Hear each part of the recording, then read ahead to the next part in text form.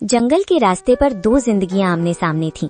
एक तरफ रमेश था, जिसकी सफलता की चमक चोरी और लालच से बनी थी, और दूसरी तरफ मोहन, जिसकी ईमानदारी ने उसे थका तो दिया था पर झुकाया नहीं था।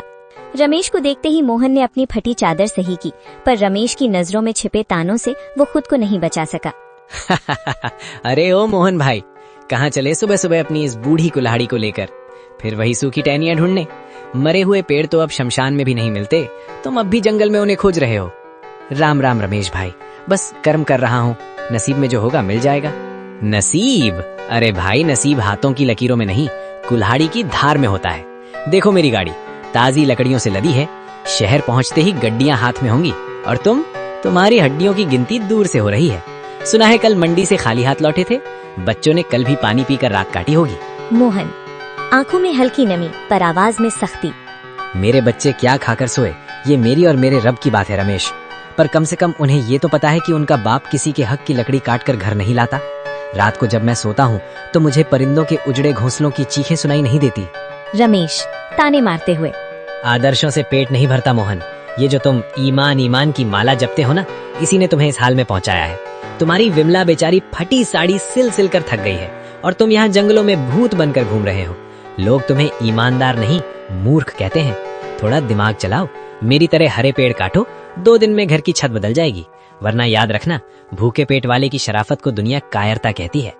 शायद तुम सही कहते हो रमेश, दुनिया के लिए मैं मूर्ख हूँ, पर जिस दिन मैं अपनी भूख मिटाने के लिए हरे पेड़ काटने लगा, उस दिन मुझ में और तुम में क्या फर्क रह जाएगा?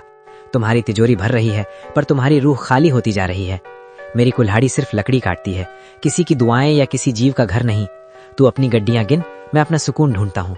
जाओ जाओ, ये सुकून तुम्हें ले डूबेगा।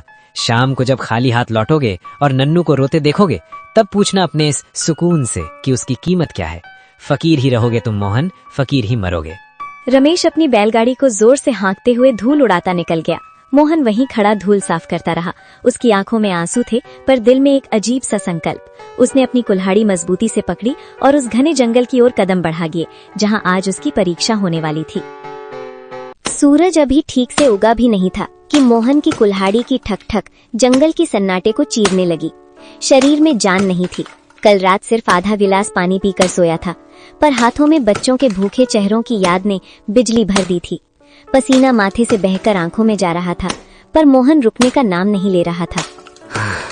बस थोड़ा और। आज अगर ये गट्ठर बड़ा होगा तो शहर की मंडी में अच्छे दाम मिलेंगे। नन्नू के लिए आज सूजी ले जाऊंगा। बेचारा बच्चा कल रात रोते रोते सोया है, और दीपू की चप्पलें भी तो टूट गई हैं। हे भगवान, बस आज ही लकड़ियां बिक जाएं और कुछ नहीं चाहिए।